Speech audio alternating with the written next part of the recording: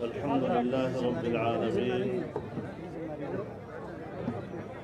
والصلاة والسلام على أشرف الأنبياء والمرسلين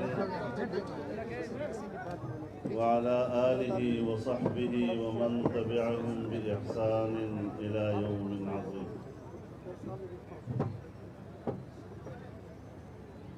أما بعد فأعوذ بالله من الشيطان الرجيم. بسم الله الرحمن الرحيم.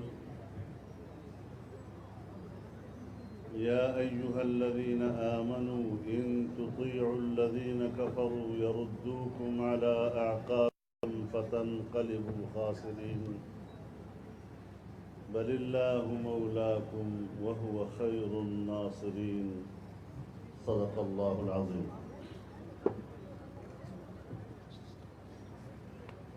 حضرات علماء کرام، اکابرین امت، راولپنڈی اور اسلام آباد کے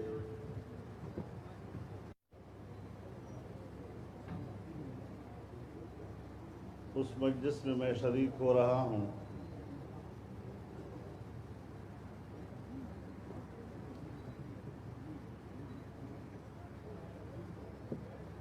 ایسے اجتماعات میں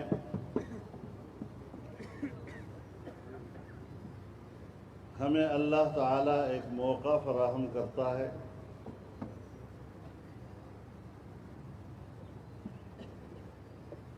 کہ جس میں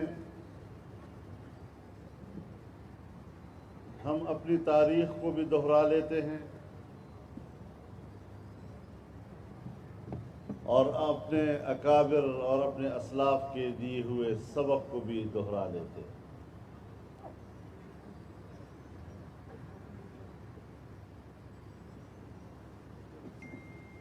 بر صغیر کی صدیوں پر محیط جدوجہد آزادی اور ہر میدان میں اس پیدائشی حق کے لیے جو قربانیاں دی گئیں، آج ایک بار پھر وہ وقت آ گیا ہے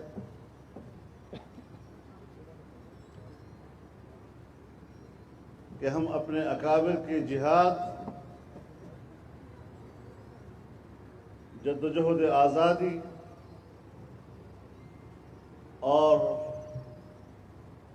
اس کے لیے دی جانے والے قربانیوں کے داستان کو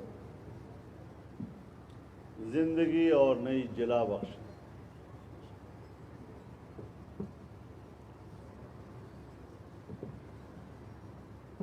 آزادی انسان کا پیدائشی حق ہے۔ انگریز استعمار کے جانے کے بعد آج عالمی استعمار نے ایک بار پھر ہماری آزادی ہم سے چھین لی۔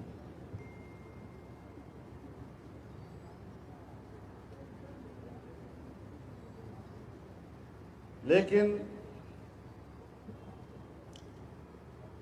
ہر چند کی دنیا ان کو طاقت کا محور سمجھتی ہے اور ہمیں آ کر واعظ و نصیحت بھی کرتے ہیں کہ طاقتور سے ٹکر لینا عقل مندی نہیں ہے۔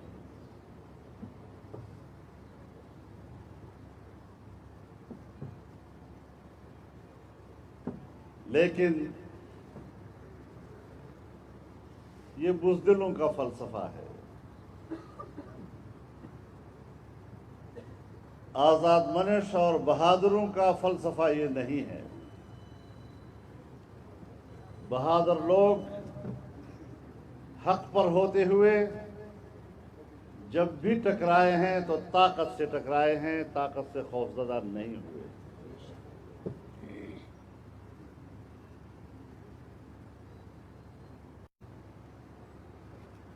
اگر ہم توحید کے عالم بردار ہیں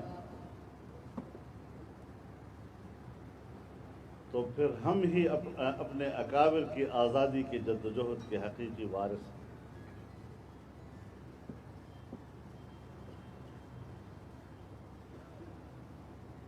لیکن ایک چیز شرط ہے کہ جس میدان میں ہم اترے ہیں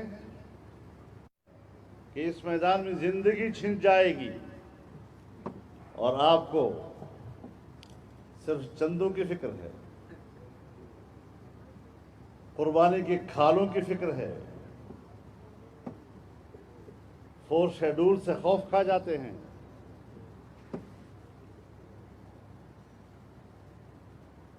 تو اسی لیے ہم نے اس میدان میں اترنے کے لیے 1 سال کا عرصہ گزارا تاکہ خوف والے لوگ صفوں سے پیچھے ہٹ جائیں اور بلا خوف، بلا تردد، صاف ستھری آزادی منش لوگ وہی میدان میں رہ جائیں تو انشاءاللہ ہم کامیابی حاصل کریں۔ انشاءاللہ۔ میرے محترم دوستو،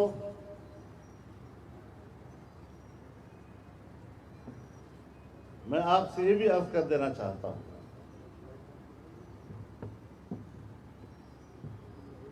کہ ہمارے ایسے اسلام پسند دوست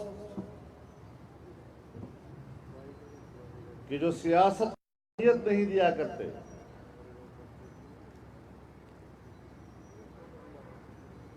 پھر ان پر بھی اللہ ایسے سیاستدان مسلط کرتا ہے کہ وہ ان کے اسلام کو اہمیت نہیں دیا کرتے۔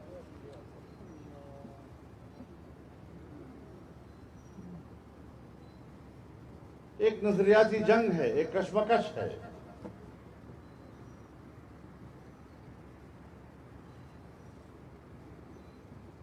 یہ عوامی قوت کسی دوسری پارٹی کے پاس نہیں ہے۔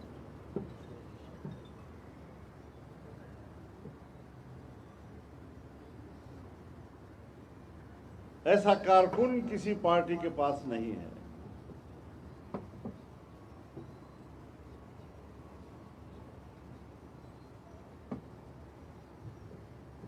ہم 2 باتیں لے کر میدان میں آئے۔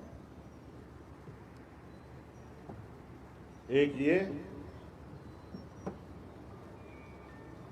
ہمارا تعلق سیاست سے ہے،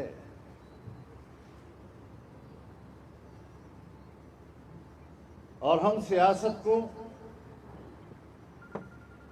انبیاء کرام کی سنت سمجھتے ہیں۔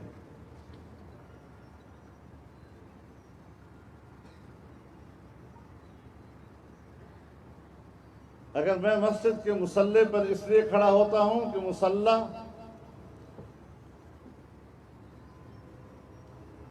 رسول اللہ صلی اللہ علیہ وسلم کی میراث ہے، اور العلماء ورثۃ الانبیاء، اس مصلی پر مولوی کے بغیر کوئی کھڑا ہو کے نہیں دکھائے۔ اگر میں منبر رسول پر اس لیے بیٹھتا ہوں کہ یہ منبر رسول اللہ صلی اللہ علیہ وسلم کی میراث ہے، تو ہم مسند سیاست پر بھی اس لیے آتے ہیں کہ یہ انبیاء کی وراثت ہے۔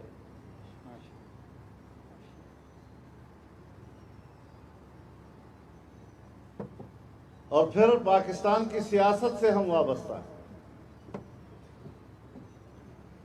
اور پاکستان کی پارلیمانی سیاست سے ہم وابستہ ہیں۔ تو ہم سیاست اور پارلیمانی سیاست کے تقاضوں کو جانتے ہیں۔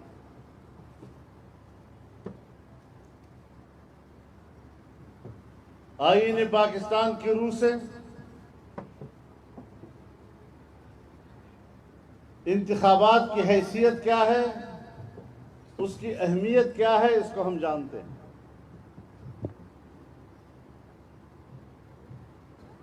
اور ہم اس ملک میں ایک جمہوری ماحول کے علمبردار ہیں.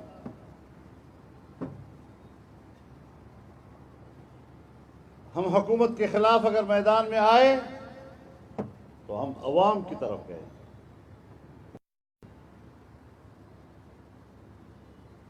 ہم نے پبلک کے سامنے اپنا موقف پیش کیا ہے.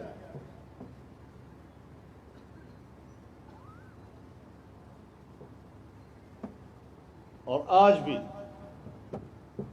اگر ہم اسلام آباد کی طرف آنا چاہتے ہیں تو پبلک کے ساتھ آنا چاہتے ہیں. ہمارا رکن شدید یہی ہے. سآوی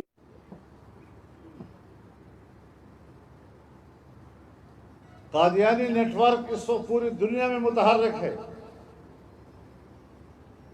اور پہلی مرتبہ آج قادیانیوں کا سربراہ کہتا ہے کہ آئین پاکستان کو تبدیل کرنا ہوگا اور قادیانیوں کو غیر مسلم اقلیت قرار دینے کی دفعات کو ختم کرنا ہوگا. اور اس کے لیے انہوں نے امید ظاہر کی. کس سے امید وابستہ کی ہے انہوں نے؟ کیوں کر یہ امید وابستہ کی ہے انہوں نے؟ تو مذہبی طبقہ بھی اضطراب میں، عام آدمی کی حالت یہ ہے کہ اس کی معیشت کو بہتر بنانے کی بجائے آج ہر گھر صبح و شام روٹی کے لیے فکر مند ہے.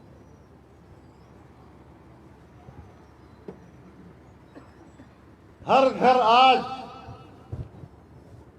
بازار سے راشن خریدنے کے قابل نہیں رہا. ملک کی معیشت تباہ ہو گئی ہے اور سرکاری ملازمین کو تنخواہیں دینے تک پیسہ نہیں ہے. اس وقت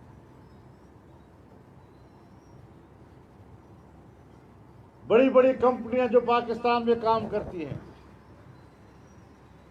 انہوں نے ہزارہا تعداد میں اپنے ملازمین کو فارغ کر دیا ہے کہ وہ ان کی تنخواہیں نہیں دے سکتے. وہ نوجوان جس کو ایک بہت خوبصورت اور روشن مستقبل دکھایا گیا تھا،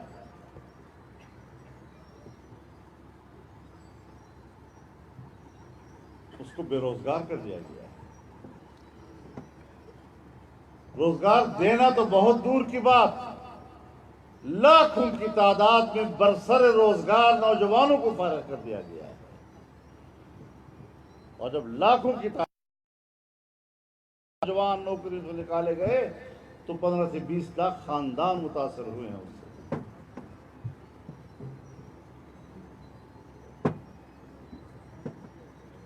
تو نوجوان بے روزگار.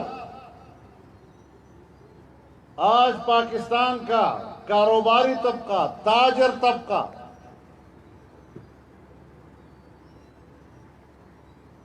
ٹیکسوں کی بھرمار کی وجہ سے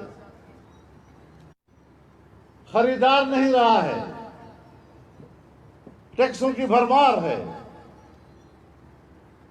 آج عام آدمی اپنا بجلی کا بل ادا نہیں کر سکتا، گیس کا بل ادا نہیں کر سکتا، تیل کا خرچہ برداشت نہیں کر سکتا.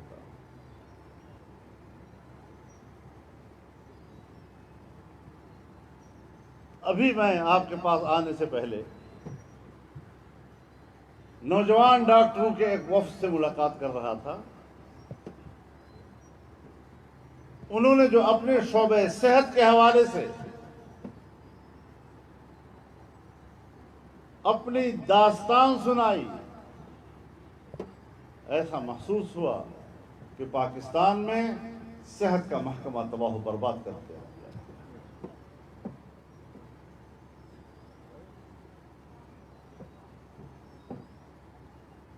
ترقیاتی کام آپ کے رک گئے. چین کو ہم نے ناراض کر دیا ہے.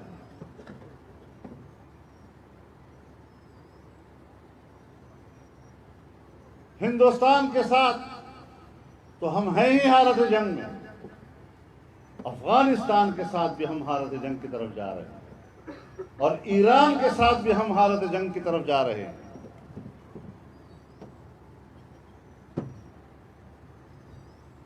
اور کشمیر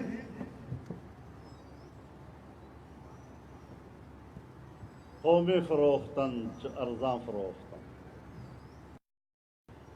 کشمیر کو بیچ دیا گیا ہے، اور اب گلگت بلتستان کی باری ہے۔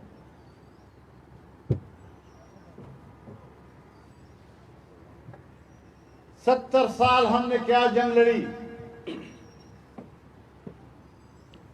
کشمیریوں کے حق میں تو آواز ہم بلند کرتے ہیں، لیکن کشمیر کے بارے میں میرے ریاست کی کیا رائے؟ اجلاس بلایا گیا، یعنی خطے میں اتنا بڑا واقعہ ہوا کہ پاکستان کو ہنگامی طور پر پارلیمنٹ کا مشترکہ اجلاس بلانا پڑا، اور جب اس مشترکہ اجلاس میں اس کا اعلامیہ تیار کیا گیا اور کہا گیا کہ آرٹیکل 370 کے خاتمے کی مذمت کی جائے، تو حکومت نے کہا یہ لفظ تو ہم نہیں ڈالیں گے۔ جھگڑا کس چیز کا ہے؟ جب یہ دفعہ آئین میں لاگو ہوا تھا تو اس وقت بھی ہم اس کے خلاف تھے، اب ہٹا دیا۔ بابا پھر پہلے پارلیمنٹ کو بتاؤ، بند کمرے میں بتاؤ، سمجھاؤ ان ممبران کو کہ 370 جب نہیں تھا آئین میں، اس سے پہلے پاکستان کی پوزیشن کیا تھی، پھر جب یہ دفعہ آیا تو پھر پاکستان کی پوزیشن کیا بنی، اب جب ختم ہوا تو اب پاکستان کی پوزیشن کیا ہے، پھر بتاؤ تو صحیح نا۔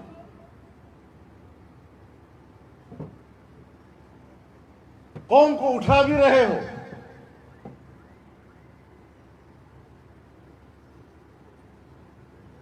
اشتعال بھی جلا رہے ہو،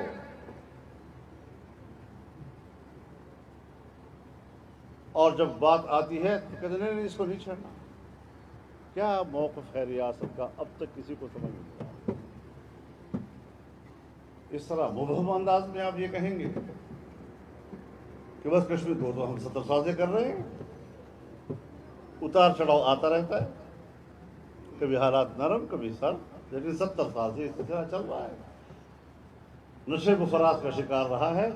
بنیادی سوال یہ ہے کہ جب مودی الیکشن لڑ رہا تھا تو الیکشن میں اس کا انتخابی منشور تھا کہ میں آرٹیکل 370 کو ختم کروں گا، تو ہماری سفارتکاری کہاں تھی؟ ہم کیوں خواب خرگوش میں پڑے ہوئے تھے؟ اور الیکشن لڑ رہا ہے، اور یہ مینیفیسٹو ہے پبلک کے سامنے، اور ہمارے والا کہتا ہے کہ مودی اگر کامیاب ہو گیا تو انشاءاللہ یہ کشمیر کا مسئلہ حل کر دے گا، تو حل کر دیا نا۔ یعنی وہ کشمیر کے ساتھ زیادتی کر رہا ہے، اور ہمارے والا اس کا انتخابی کمپین بھی چلا رہا ہے۔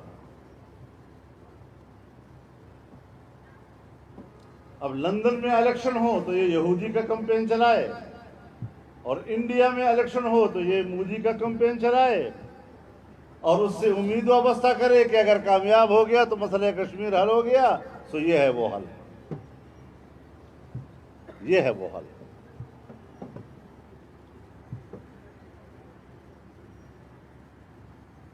اونٹ سے اونٹ تیری کون سی کل سی،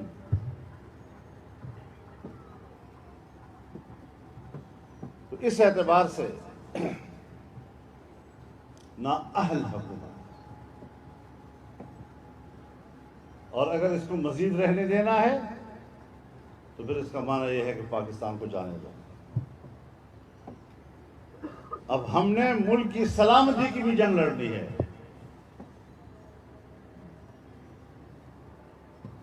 تو اس اعتبار سے مختلف سیاسی جماعتوں سے بھی رابطے ہیں ہمارے، اور وہ ہمارے ساتھ اس اسلام آباد آزادی مارچ میں شریک بھی ہونا چاہتے ہیں۔ कुछ दिन तक आपको यूँ नज़र आएगा कोई आगे हो रहा है तो कोई पीछे हो रहा है, तो कोई आगे हो रहा है तो कोई पीछे हो रहा है, लेकिन बिल आखिर आएंगे इंशाअल्लाह। हालात ऐसे बन गए हैं कि कोई भी सियासी जमात अब पीछे नहीं रह सकती। इस मुल्क को बचाना है, सबने मिलकर बचाना है, पूरी कौम ने मिलकर बचाना है और मुल्क को आज़ाद कराना है इन लोगों से। तो मुल्क का हर फर्द आएगा और इंशाअल्लाहुल अज़ीज़ 15 लाख से ज़्यादा लोग इस इस्लामाबाद में दाखिल होंगे इंशाअल्लाह, और पिंडी इस्लामाबाद वाले मेज़बान होकर उनका इस्तकबाल करेंगे इंशाअल्लाह। इंशाअल्लाहुल अज़ीज़ इस जज्बे में आपने पूरी कौम की रहनुमाई करनी है, क़यादत करनी है और पूरी जुर्रत और बहादुरी के साथ, बुज़दिली की गुंजाइश नहीं है यहाँ पर। हमने मैदान में उतरना है और इन क़ुव्वतों को शिकस्त देनी है। अपनी जमात की मजलिस आमना भी मैंने बुलाई है, उसके साथ भी मुशावरत हो रही है ताकि हम हतमी तारीख़ का तयन कर सकें। व आखिर दावाना अनिल हम्दुलिल्लाहि रब्बिल आलमीन।